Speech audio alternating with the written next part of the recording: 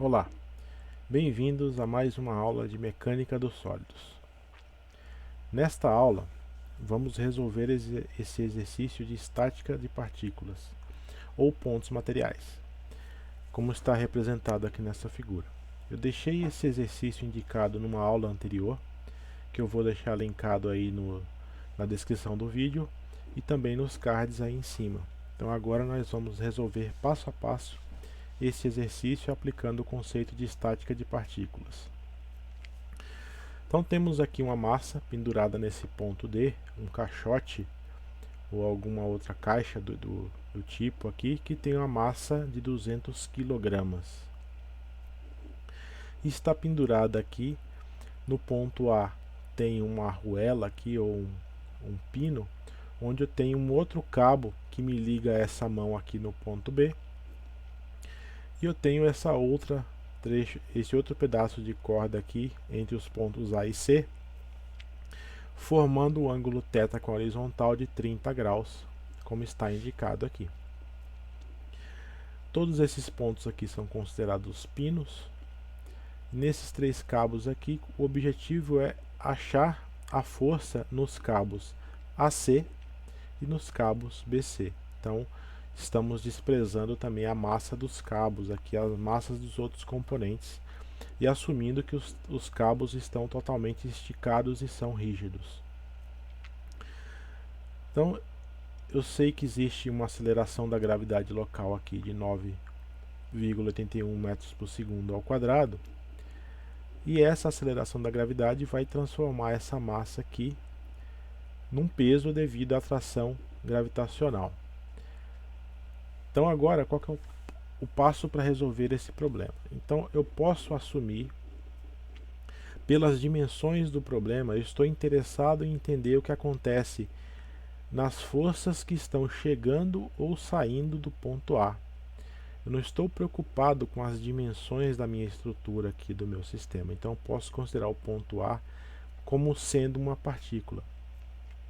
E eu posso olhar para esse ponto e isolar todas as forças que estão acontecendo nesse ponto. Então, para isso, a gente faz um diagrama de corpo livre, como está indicado aqui no lado. Então, portanto, o ponto A, eu tenho uma força P vertical aqui, indicada por mg, que é a força peso. A mão está puxando esse ponto A com uma força aqui, tracionando esse cabo ou essa corda, e nós não sabemos o valor, portanto vou dar o nome aqui de FB. Por sua vez, o cabo AC está puxando o ponto A, tentando segurar o ponto A aqui em equilíbrio com a força FC. Então essas são as forças que estão atuando aqui no meu sistema. Nós estamos usando aqui o conceito de equilíbrio estático. E no caso aqui é um problema plano. Então estamos tratando de estática de partícula ou de ponto material num problema plano. Então agora o objetivo é aplicar as equações de equilíbrio que já vimos nas aulas anteriores sobre esse sistema de partículas plano. Então temos aqui, reproduzindo novamente o diagrama de corpo livre, relembrando aqui o ângulo de 30 graus. Para que eu use o meu sistema de coordenadas que foi estabelecido, eu vou decompor essa força Fc nas direções x e nas direções y. Eu posso escolher o sistema de coordenadas que eu quiser e depois fazer o equilíbrio. Então essa escolha é totalmente arbitrária, desde que eu respeite os ângulos e as projeções de cada uma das forças nesse sistema que eu escolhi. Por conveniência, a gente acaba adotando, na maioria dos casos, um sistema horizontal-vertical como esse que foi aplicado aqui. Eu sei que essa força Fc tem uma projeção aqui na direção horizontal dada pelo cosseno do ângulo θ. Então você tem que lembrar lá os conceitos de geometria, de trigonometria básica aí do triângulo retângulo. Então, se a minha Fc é a hipotenusa e eu tenho essa componente adjacente, ela é dada em função do meu cosseno do ângulo que eu estou olhando. Por sua vez, na direção vertical, essa força Fc tem uma projeção vertical Se esse é o cateto adjacente, eu tenho agora o cateto oposto ao meu ângulo θ, portanto desse lado aqui, e ele está associado ao seno do ângulo θ. Então eu decompus a minha FC em duas componentes do meu sistema de coordenadas que eu estou olhando. Portanto, eu não devo mais considerar a FC como parte do problema, e sim somente as suas componentes. Então, é uma convenção, existem outras convenções, mas uma das convenções é colocar dois tracinhos aqui, riscando essa força para que eu não me confunda na hora de fazer o equilíbrio. Bom, então agora eu tenho essa partícula, e pelo equilíbrio de partícula eu tenho que fazer a somatória das forças nos eixos do meu sistema de coordenadas. E como é um sistema estático, portanto o equilíbrio tem que ser igual a zero, pois não estou assumindo acelerações no sistema. Eu posso analisar o sistema como um sistema estático. Nesse caso, fazendo a somatória das forças na direção x, eu tenho FB e FC cosseno θ na direção x, sendo que o meu sentido positivo é o sentido aqui para a direita. Dessa forma eu tenho FB no sentido positivo menos FC cosseno de 30 graus. Estão indicados aqui na direção horizontal. Da mesma maneira, tenho que fazer o somatório das forças acontecendo na direção vertical, ou na direção y, que foi indicadas aqui, novamente iguais a zero. Então eu tenho FC seno de θ, que é 30 graus, na direção positiva de y, para cima aqui, menos o P, que se eu substituir o valor da massa de 200 kg multiplicado pela aceleração da gravidade, eu vou encontrar 1962 newtons. Então observem os cálculos e observem também as unidades compatíveis no sistema internacional. Então eu sei o valor de P. Portanto, nessa segunda equação eu tenho apenas uma incógnita, que é FC. Note que na equação anterior eu tenho FB e FC, que são duas incógnitas do meu problema. Então eu tenho aqui um sistema de duas equações a duas variáveis que eu consigo resolver. Então, se eu estou no plano para um problema de uma partícula, eu só consigo ter duas incógnitas possíveis de resolver com as duas equações de equilíbrio. Resolvendo a segunda equação, eu encontro o valor de FC 3.924 newtons. Voltando na equação anterior, eu consigo isolar o valor de FB. Refaça essas contas aí e observe se você entendeu o procedimento que foi adotado. O fato é que essa é uma das maneiras de você resolver esse tipo de problema. Então veja nas aulas anteriores que nós discutimos outros métodos. Se eu observar aqui essa partícula, eu tenho três forças, FC, FB e P, atuando nessa partícula. Então eu posso usar um triângulo de forças e, a partir da trigonometria, resolver esse problema sem resolver de forma explícita a somatória de forças nas direções x e y, como fizemos aqui. Então observe as três forças aplicadas no ponto A. Isso me dá um triângulo de forças num sistema estático. Eu posso transformar agora essas três forças aqui num único triângulo. Por exemplo, este triângulo que foi dado aqui, já que é um sistema em equilíbrio, essas forças têm que estar em equilíbrio formando esse triângulo. Veja as aulas anteriores. Então, eu tenho aqui a força P na vertical e a força FB na horizontal. Portanto, esse ângulo aqui é um ângulo de 90 graus. Se eu tenho θ aqui igual a 30 graus, esse ângulo aqui tem que naturalmente ser 60 graus para que a soma interna aqui seja de 180 graus para o triângulo. Agora, eu posso aplicar leis dos senos ou leis dos cossenos para resolver esse problema. Então, aplicando a lei dos senos, eu tenho agora essas equações simultâneas aqui. Conhecendo o valor de P, isolo essa primeira parte aqui e eu consigo determinar FC. Determinado FC, eu posso usar ou P ou o próprio FC para determinar o FB, cada um com seus respectivos ângulos, seguindo a lei dos senos. Fazendo isso, eu obtenho os mesmos valores anteriores para FC e FB, sem precisar resolver explicitamente somatório de forças em X e somatório de forças em Y. Em muitos casos, essa solução é bastante útil. E ela é mais rápida de resolver em muitos casos. Então é importante a gente ter esses conceitos em mãos para resolver os diferentes tipos de estruturas ou de sistemas de forças. Um outro método para resolver sistemas de forças, nós falamos nas aulas anteriores, é através do método gráfico, aplicando o conceito da regra do paralelogramo. Então, se esse sistema está em equilíbrio, então eu posso observar FC e FB aqui, atuando no ponto A.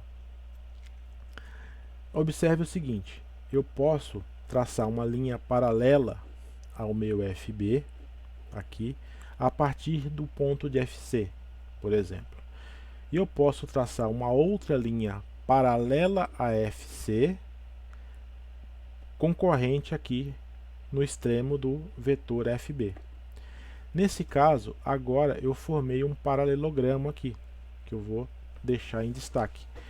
Esse paralelogramo, se a gente relembrar a regra do paralelogramo para a soma de vetores, então soma de forças aqui, a diagonal do meu paralelogramo, formado pelas duas forças, vai me indicar a resultante dessas duas forças, como está mostrado aqui. Bom, se o meu sistema está em equilíbrio, eu posso agora desprezar FC e FB e olhar apenas a resultante. Dessa maneira, riscando aqui FC e FB, sobrou R, a resultante dessas duas forças, e a força P. Então, naturalmente, essas forças vão ter que ser iguais em sentidos opostos para que elas estejam em equilíbrio. Então, o que eu posso concluir disso? Que nesse sistema equivalente de forças aqui, quaisquer duas forças que eu observar, a terceira força será equivalente à resultante das outras duas, aplicando o conceito da regra do paralelogramo. Bom, como que eu posso usar esse conceito?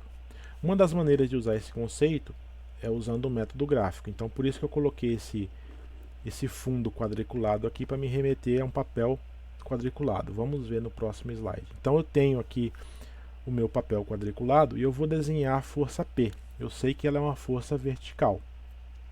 E eu vou fazer isso em escala. Então, eu estou falando papel quadriculado porque é um método clássico aí, onde era feito os cálculos dessa maneira. Mas você pode fazer isso, por exemplo, hoje usando um software de CAD. E desenhar essa força P em escala. Portanto, eu sei o valor da força P, massa vezes aceleração, e eu vou desenhar isso numa escala qualquer que eu queira, e ela vai ter 1962 unidades, ou múltiplos dessa unidade, tanto faz. Eu sei que a minha FB está na horizontal. Isso é uma coisa que veio da definição do problema.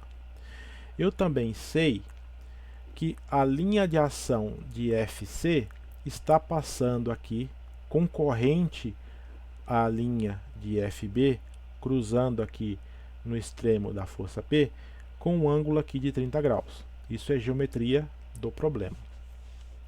Então agora eu tenho as três forças desenhadas em escala no meu papel. Se eu desenhei a escala correta para a força P e reproduzi corretamente a linha de ação de FB e a linha de ação de FC com o ângulo de 30 graus, basta que eu meça com a régua a dimensão dos outros dois vetores, que eu vou saber exatamente o seu valor. Nesse caso aqui, a força FB, e faço o mesmo para a força FC.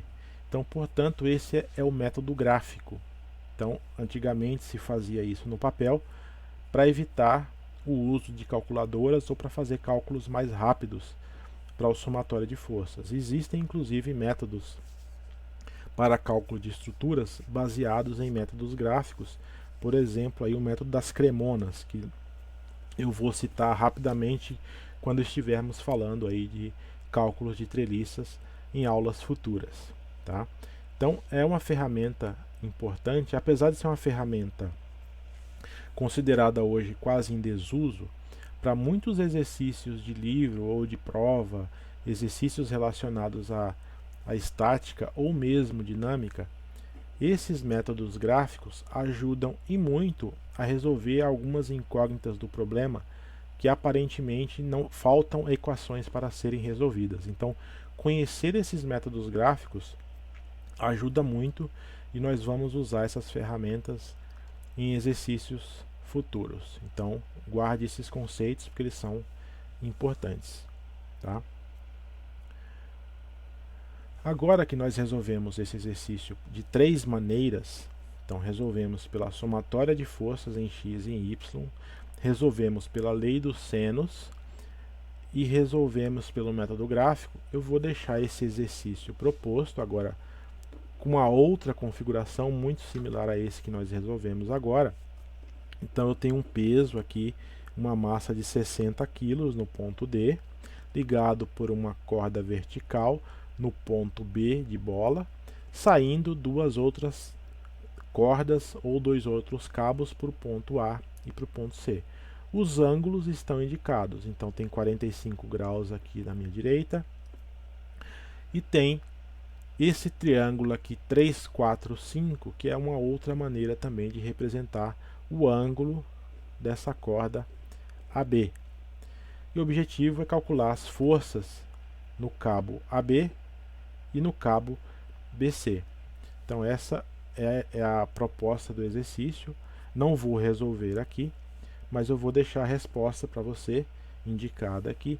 Resolva usando os 3 métodos: somatório de forças, lei dos senos ou lei dos cossenos, se for possível usar a lei dos cossenos também, e através do método gráfico. Então você pode pegar um papel quadriculado com a régua transferidor e fazer isso em escala, ou se você tiver acesso a um software de CAD, você pode fazer isso no software de CAD e cotar os vetores aí, os lados do seu triângulo de forças e verificar os valores sem fazer as contas de maneira explícita. Então é o objetivo que você treine estes conceitos.